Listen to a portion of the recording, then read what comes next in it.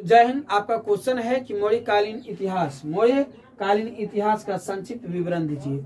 देखिए प्यारे, हर जितने भी यहाँ शासक रहे, जिसका भी यहाँ पर वंश रहा, उसका जो इस पे शासन किया उस काल को, तब से लेकर जब तक किया उस समय को, सबको अपने अपने एक काल का समय माना गया है।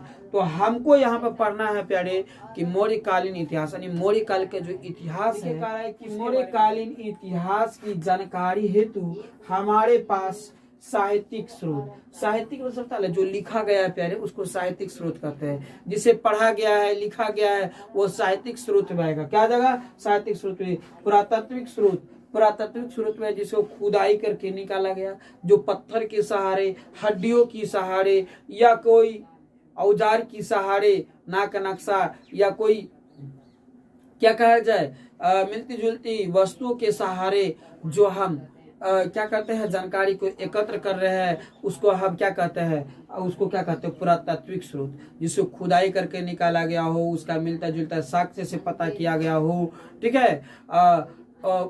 पत्थरों पे लिखा गया है, मूर्ति से, या कुम्हारे का अवशेष जो होते हैं, मटकी, बर्तन इत्यादि, इस सब के द्वारा जो हम कुछ जानकारी प्राप्त करते हैं वह पुरातात्विक स्रोत कहलाता है। साहित्यिक स्रोत होता है जो कॉपी कलम के द्वारा लिखा गया हो, जिसे पढ़ा जा सका हो, यह साहित्यिक स्रोत में। जिसे नहीं पढ़ा गया हो अभी तक, वह पुरातात्विक स्रोत में आएगा। वो किस में आएगा? तो पुरातात्विक स्रोत में आएगा। क्लियर यहाँ तक? जो नहीं पढ़ा गया हो, जो पत्थर, औजार या मिलती जुलती वस्तुओं से जानकारी प्राप्त करते हो, किस में आ जाएगा? पुरातात्विक स्रोत में। जिसे पढ़ा गया हो, जिसको कॉपी कलम पे लिखा गया हो, वो किस में आ जाएगा? तो साहित्यिक। तो हमको यदि मौर्यकाल इतिहास के बारे में जानकारी प्राप्त करना है तो हमको पास दो प्रकार की चीजें हैं, एक है साहित्यिक और दूसरा पुरातात्विक। मौर्यकाल का हमको जानकारी प्राप्त करना है, किसका? मौर्यकाल की। लेकिन पढ़ना कितने प्रकार के चीजों को जानकारी प्राप्त करना है? तो दो चीजों को हमको पठन पाठन करना होगा। पठन पाठन कहे तो पढ़ना होगा, अध्ययन करना होगा। पहला हो गया साहित्यिक, दूसरा हो गया पुरातात्विक। आप देखिए साहित्यिक भी क्या है, कह रहा है कि साहित्यिक स्रोत कह रहा है कौटिल्य। क्या कह रहा है? कौटिल्य का अर्थशास्त्र।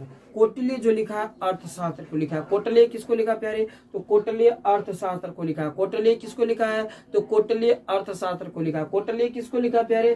तो कौटिल्य जो है कौटिल्य अर्थशास्त्र को लिखा है। आपको ऑब्जेक्टिव क्वेश्चन आ जाएगा कि कौटिल्य द्वारा लिखी गई साहित्य है तो अर्थशास्त्र, कौटिल्य द्वारा लिखी गई पुरातात्विक, कौटिल्य द्वारा लिखा गया साहित्यिक तो अर्थशास्त्र। अर्थशास्त्र के रचयिता या लेखक कौन है? तो कौटिल्य है। आपको यहाँ से कुछ ये सब विदेशी यात्री है। मेघास्थनीज क्या है? विदेशी यात्री है। कारण मेघास्थनीज के द्वारा लिखा गया इंडिका। मेघास्थनीज के द्वारा लिखा गया इंडिका। तो इंडिका के लेखक कौन है? मेघास्थनीज। इंडिका के लेखक मेघास्थनीज। मेघास्थनीज लिखा है इंडिका। अर्थशास्त्र लिखा है कौटिल्य। कौटिल्य के द्वारा लिखा गया है अर्थशास्त्र। करा फिर विशिखा दत्त का मुद्रा राक्षस। विशिखा दत्त की मुद्रा राक्षस। विशिखा दत्त के द्वारा लिखा गया है मुद्रा राक्षस। विशिखा दत्त के द्वारा लिखा गया है मुद्रा राक्षस। विशिखा दत्त के द्वारा लिखा गया है मुद्रा राक्षस। मुद्रा राक्षस किसके द्वारा लिखा गया है? तो विशिखा दत्त के द्वारा। मुद्रा राक्षस किसके द्वारा लिखा गया है? तो विशिखा दत्त के द्वारा। मुद्रा राक्षस विशिखा दत्त के द्वारा। कल के महत्वपूर्ण है, ये सब चीज को पढ़िए। ये सब चीज को जब अच्छी तरह से पठन पाठन कीजिएगा, गहन अध्ययन कीजिएगा, जो आपको जानकारी मिलेगा वो मौर्य काल का इतिहास होगा। किसका? तो मौर्य काल की जानकारी मिलेगा। दूसरा स्रोत देखिए कह रहा है कि पुरातात्विक स्रोत में अशोक के शिलालेख। पुरातात्विक स्रोत के जब अध्ययन कीजिएगा तो अशोक के द्वारा जो लिखा गया, जो अशोक सबसे बड़ा अभिलेख अशोक का अभिलेख। सबसे बड़ा अभिलेख अशोक का अभिलेख। अशोक का कौन सा सबसे बड़ा अभिलेख है? तो आपको याद रखिए कलिंग युद्ध का अभिलेख, जो 13वां अभिलेख कहलाता है। कौन? अशोक के कितने अभिलेख हुए? अशोक का सबसे बड़ा अभिलेख 13वां अभिलेख। अशोक का सबसे बड़ा अभिलेख 13वां अभिलेख। सब अभी तक में 40 से 44 अभिलेख अशोक का मिला है। 40 से 44, ठीक है। तो कहीं 40 कहीं 44 है, तो उसी हिसाब से आप लोग देखकर जवाब दे दीजिएगा। का वर्णन किया गया है, ठीक है। किसका? तो कलिंग का। कि पुरातात्विक स्रोत में जो है, पुरातात्विक स्रोत में अशोक के शिलालेख, अशोक का यदि शिलालेख पढ़िएगा, अध्ययन कीजिएगा, तो आपको जो जानकारी मिलेगा किसका? तो मौर्य काल का। स्तंभ अभिलेख। स्तंभ जो होता था बहुत बड़ा और एकदम ईंट की भट्टे की तरह बना दिया जाता था, उसको ऊपर जो लिखा दिया जाता था उसको स्तंभ अभिलेख कहते थे। सिल पर छोटा छोटा पत्थरों पर, चौड़ी चौड़ी पत्थरों पर लिखा था उसको शिलालेख कहते थे, ठीक है। कुम्हारे का अवशेष। कुम्हरे का कुम्हार का अवशेष, जो कुम्हार के द्वारा कई प्रकार की मूर्ति साँचे पत्थरों पर जो उसको पका करके उसको जो बनाया जाता था, वो क्या कहलाया? तो कुम्हरे का अवशेष महत्वपूर्ण एवं विश्वसनीय जानकारी प्रदान करते हैं। तो आपको याद हो गया होगा। बोलिएगा, मौर्य काल के इतिहास को जानकारी हेतु हमारे पास दो प्रकार के स्रोत हैं।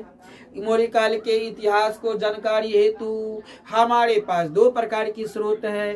पहला हो गया साहित्यिक स्रोत, दूसरी हो गया पुरातात्विक स्रोत। साहित्यिक स्रोत जिसको पढ़ा जा सका हो, लिखा जा सका हो, जिससे भी कॉपी कलम इत्यादि की आवश्यकता पड़ा हो, उसको साहित्यिक स्रोत। पुरातात्विक स्रोत वह हो गया जिससे पत्थर, औजार, स्तंभ, शिलालेख इत्यादि के सहारा उसको लिखा गया हो, जिसका कुछ का पठन पाठन हुआ तो कुछ का पठन पाठन ना भी हो पाया हो, उसके पुरातात्विक स्रोत कहते हैं, उसको पुरातात्विक स्रोत कहते हैं। साहित्यिक स्रोत वह है कौटिल्य के द्वारा लिखा गया अर्थशास्त्र। ऑब्जेक्टिव क्वेश्चन पूछेगा, कौटिल्य के द्वारा लिखा गया है अर्थशास्त्र, और अर्थशास्त्र के लेखक कौटिल्य। मेघास्तिनिज के द्वारा लिखा गया इंडिका, मेघास्तिनिज के द्वारा लिखा गया इंडिका के लेखक मेघास्तिनिज। विसेका दत्त के द्वारा लिखा गया मुद्रा राक्षस, विसेका दत्त के द्वारा लिखा गया मुद्रा राक्षस विसेका दत्त।